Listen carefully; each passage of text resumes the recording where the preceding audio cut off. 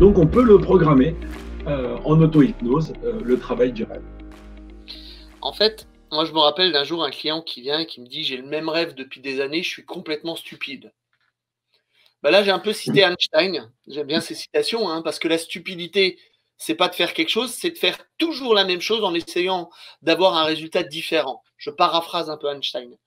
Donc je lui ai posé la question, c'était un scientifique, un ingénieur, avec une bonne base mathématique. Je lui ai dit, mais si à chaque fois que vous faites la même équation, vous ne regardez que l'équation et vous avez toujours le même résultat, c'est logique. Il me dit, bah oui, c'est le principe des maths.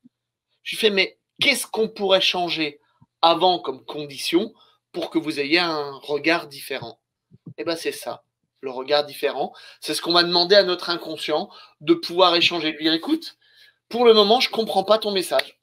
Voilà, ça fait des mois, des années pour certains que tu m'envoies le même message. Là, je suis désolé, je ne comprends pas. Peux-tu me l'envoyer sous une autre forme? Et c'est là où l'auto-hypnose est exceptionnelle dans tout ce qu'on fait. C'est qu'on a moyen d'interagir avec notre inconscient. Et c'est quand même génial, c'est une partie de nous. Rappelez-vous, c'est une notion de partie, autant que ça serve. Utilisons avec ça. Comment travailler cela par la suite? On l'a vu dans un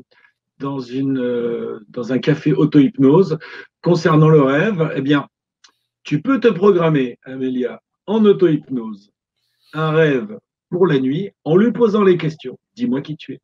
Dis-moi qui tu n'es pas. Tu es comme et que veux-tu? Et